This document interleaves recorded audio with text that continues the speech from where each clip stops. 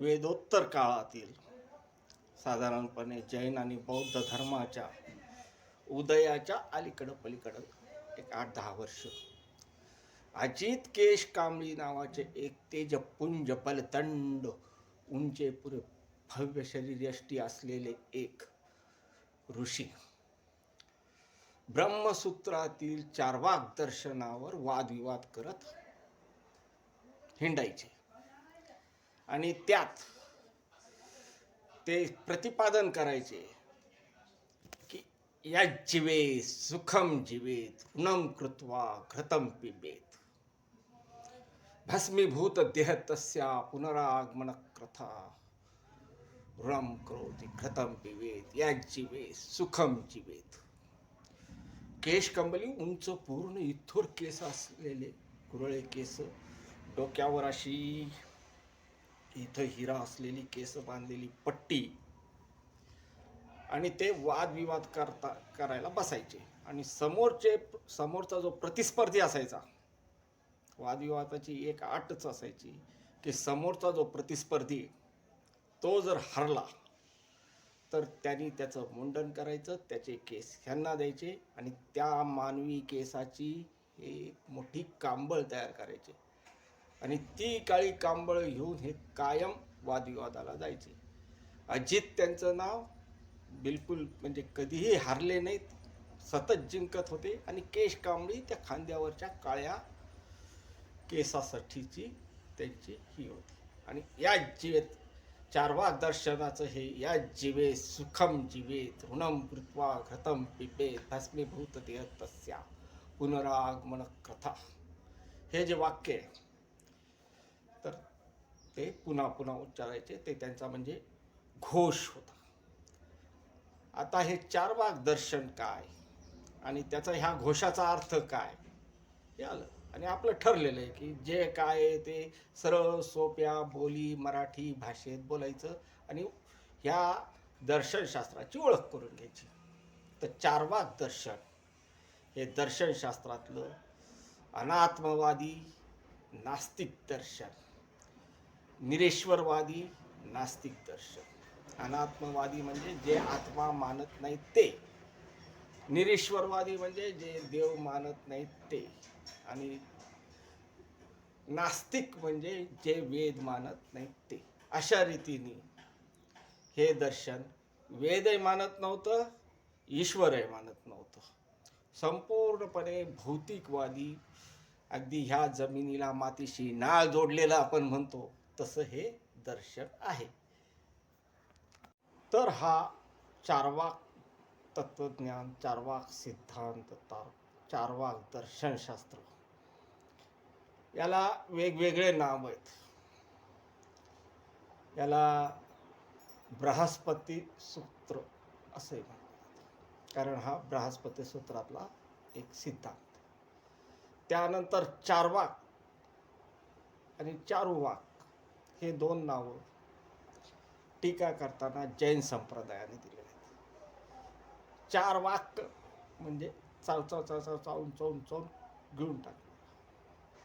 चारुवाक म्हणजे गोड बोलणारा, गोड वाक्य. चौन खाऊन टाकणारा म्हणजे त्यांनी पाप पुण्याच्या, स्वर्ग नरकाच्या, देवात्म्याच्या सगळ्या कल्पना खाऊन संपवून टाकल्या, म्हणून हा चारवाक. चारुवाक तर ह्यांनी गोड गोड गोड गोड बोलून, लोकाला आवडेल असं बोलून, लोकाला गोड वाटेल असं बोलून आपल्या बाजूने वळवून घेतलं, म्हणून चारुवाक. आणि अजून एक बौद्ध पिटिकात याला लोकायतन असं नाव दिलं गेलं. लोकायतन म्हणजे लोकाला जे आवडतं ते सांगणारा, असा हा भौतिकवादी. आता ह्याच्या घोषवाक्याचं आपण पाहू.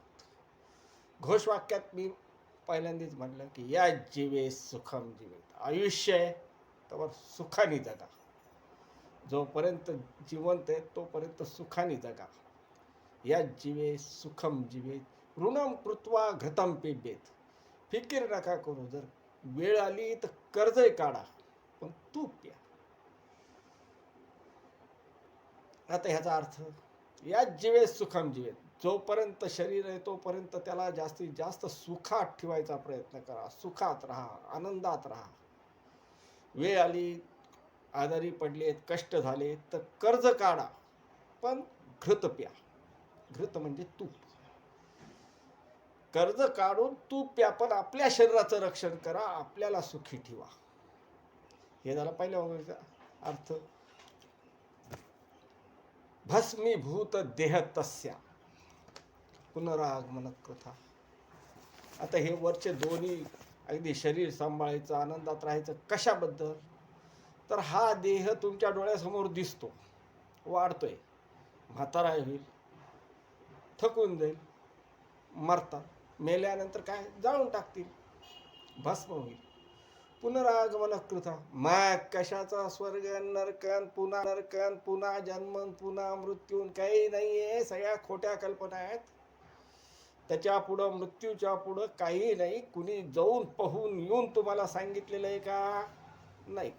स्वर्ग आहे, नरक आहे असं कुणी दाखवलंय का? तुम्ही स्वतः त्याचा अनुभव घेतलाय का? प्रत्यक्ष काही आहे का? नाही. तर ह्या सगळ्या कल्पना सोडा. या जीवे सुखम जीवेत असं त्यांचं प्रतिपादन होतं. आता ह्याच्यातून 2-3 गोष्टी फार स्पष्टपणे पुढे येतात. या जीवे सुखम जीवेत. आयुष्य आहे तोपर्यंत, जीवन आहे तोपर्यंत सुखात राहायचं आहे. काही कमी पडू द्यायचं नाही. ऋणम कृत्वा घृतं पिबेत. कर्ज काढायचं आणि तूप प्यायचं. आता ह्याच्यात नीट लक्षात घेण्यासारखा फार छोटा पॉईंट आहे आणि फार महत्त्वाचा आहे की ते म्हणतो ऋणम कृत्वा घृतं पिबेत.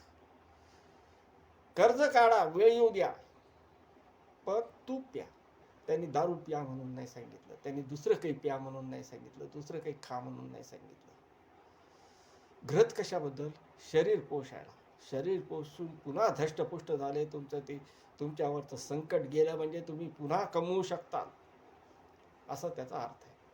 ऋणम कृत्वा घृतं पिबेत म्हणजे कर्ज काढून मौज करायला नाही सांगितली, आईश करायला नाही सांगितली. आणि मग पुढचा त्यांचा ते भौतिक वाद की जे डोळ्याला दिसतं, प्रत्यक्ष दिसतं, प्रत्यक्ष अनुभवता येतं तेवढंच खरं माना. पुनर्जन्म, त्यानंतर मोक्ष, त्यानंतर देव, आत्मा, ईश्वर, परब्रह्म, आत्म अनुभूती, समाधी, हे सगळे ढोसले, फुकटचे, थोटांडे, त्याच्यावर विश्वास ठेवू नका. यज्ञ, त्यानंतर अग्निहोत्र, ध्यानधारणा, तपश्चर्या, शरीर लुकडं करून घेणं, हे सुद्धा अगदी निरर्थक आहे. ह्याच्याने काहीही साध्य होत नाही. ह्याच्याकडे होऊन झालं तर तुम्हाला, तुमच्या कुटुंबियांना, शेजाऱ्या पाजाला यापासून उपद्रव, त्रासच होणार आहे, सुख होणार नाही, असं त्यांचं प्रतिपादन होतं. हा तसा विचार फार जुना आहे. अगदी वेदकाळाच्या नासदीय सूक्तापासून सुद्धा हे असे थोडे विचार पादरत गेले. त्याचे बीज आहेत. नासदीय सूक्ताच्या शेवटी जे तुम्ही टी व्हीवर ऐकलं होतं, सृष्टी के, महाभारत किंवा रामायण लागायच्या अगोदर, सृष्टी के पहले कुछ भी नहीं था, अंतरिक्ष भी नहीं. त्याच्या शेवटी ते ऋषी म्हणतात काय होतं काय नाही कुणाला माहिती, पण एक अंदाज बांधता येतो आपल्याला की असं झालं असलं पाहिजे. असो, तर वेदाचं सांगितलं. त्यानंतर आता याच्यात अजून एक आहे, पद्मपुराणातही याचा दाखला आलेला आहे की ज्यावेळेस देव आणि असुर दोन्ही एकाच प्रजापतीची मुलं, दोन्हींनी वेगवेगळं राज्य केलं. नंतर त्याच्यात भावकीप्रमाणे, रिवाजाप्रमाणे वैरही आलं. आपण रोजच्या जीवनात पाहतो तसंच, दोन सख्खे भाऊ असले की. आणि मग त्याच्यानंतर हळूहळू असुराचं पारडं जड वाटायला लागलं. आणि नंतर त्यांना समजलं की देवाकडं ब्रह्मविद्या आहे, त्यांना ब्रह्मज्ञान आहे. तर ते मिळालं, ते बृहस्पतीकडे गेले. आता बृहस्पती तर आता सांगितल्याप्रमाणे हे ह्या क्षेत्रातला माणूस, त्यांनी अगोदर त्यांच्याकडून तबीब करून घेतला आणि सरळ विचारलं. म्हणजे ड्यू कोर्स त्यांचा शिक्षणक्रम झाला की एक आरसा समोर ठेवला, विचारलं की तुम्हाला ह्याच्यात काय दिसतं. असुराचा राजा विरोचन होता त्यावेळी ते म्हणे मला तर ह्याच्यात मी स्वतःच दिसतो, म्हणे माझा देह दिसतो पूर्ण, नाक डोळे कान. मग तेच आहे सगळं ब्रह्म, म्हणजे तेच आहे आत्मा. आणि इंद्राला विचारलं तरी तेच म्हणलं. नंतर पुढे गेल्यानंतर परत दुरुस्त्या करून घेतल्या त्यांनी, परत शंका विचारायला परत आला, ती गोष्ट पुढे चालू राहते. तर असं असतं ते असुरांना तीच कल्पना आली की बाबा देह देह म्हणजेच ब्रह्म. तर तीच शिकवण पुढं चालू राहिली, त्याच्याच हा पुढं विस्तार त्याचाच आहे. पद्मपुराण झाल्यानंतर आता पुढं विष्णुपुराण. विष्णुपुराणात असंच परत असुराचं प्राबल्य वाढल्यानंतर विष्णूंनी मायामोह नावाचं एक दैत्य मायामोह नावाचा एक पुरुष तयार केला, ज्यांनी नर्मदा तीरी जाऊन ध्यानधारणा केली आणि असुरांना चुकीचं मार्गदर्शन केलं. त्यानंतर लिंगपुराणातही असा एक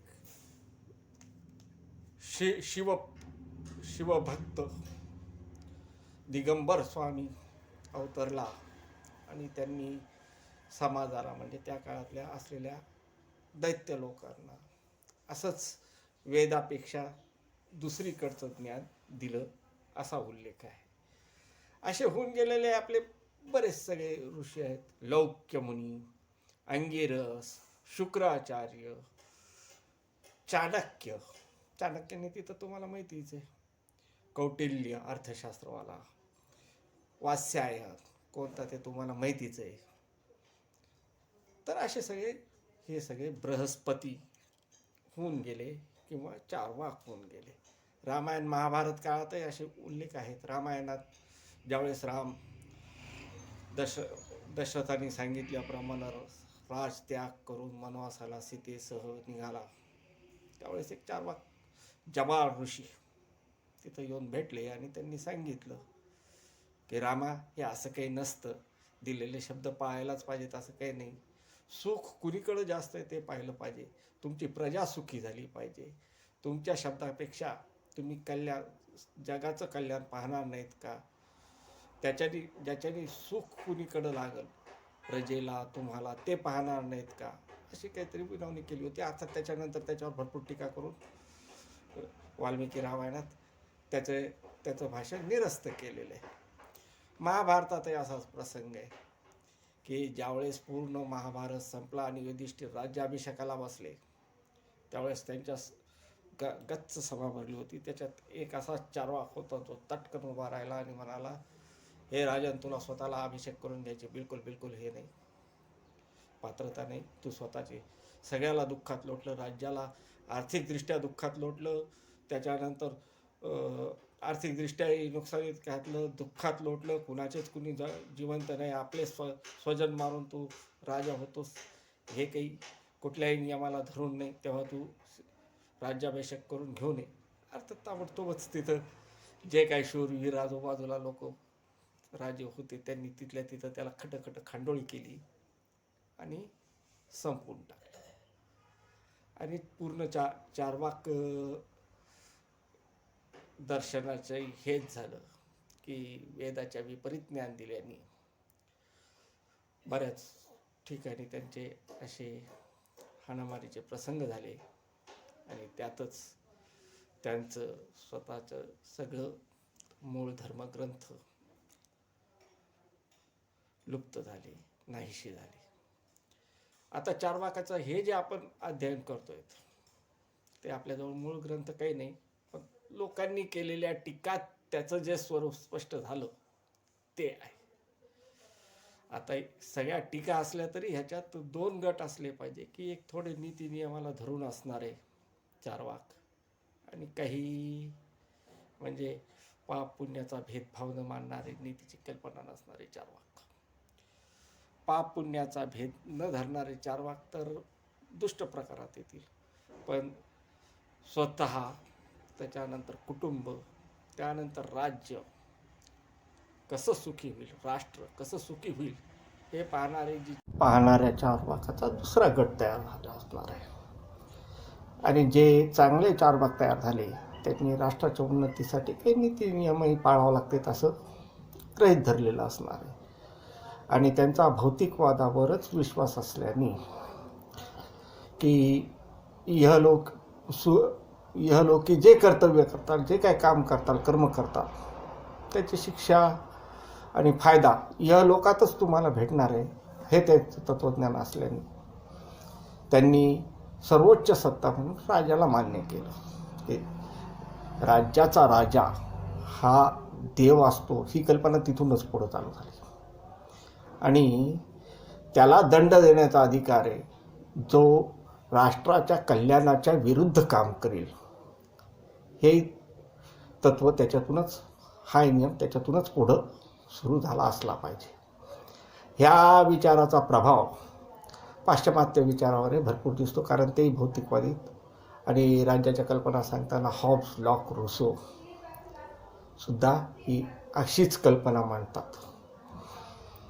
असो, तर चार्वाकाचं थोडक्यात सांगायचं झालं तर पूर्णपणे देहात्मवाद, म्हणजे देह हाच आत्मा धरणारे, त्यानंतर भौतिकवादी, सुखवादी विचारसरणी असं आपल्याला थोडक्यात सांगता येईल. अजून महत्त्वाचं ह्यांचं सांगण्यासारखं असं की हे पूर्ण सृष्टी निर्मितीत आपण 5 तत्त्व गृहीत धरलेले आहेत. पंचतत्वाने पृथ्वी बनली म्हणतो, तर चार्वाक मताने 4च तत्वाने बनली. त्याच्यातलं आकाश तत्व ते मानत नाहीत. आकाश तत्व ते प्रत्यक्ष अनुभव, प्रत्यक्ष प्रमाण काही नाही असं त्यांचं गृहीत धरणे. कारण आणि पुढं हे अध्यात्म सगळं आकाश तत्वातच शिरतं की आकाश तत्वात त्या लहरी उत्पन्न होतात. तुम्ही त्यानंतर स्थिर बसले असताना, समाधी लागत असताना तुम्हाला अमके अमके ध्वनी येतील, तमके ध्वनी येतील, नंतर वरतून काही आज्ञा येईल. हे चार्वाक मानत नाहीत.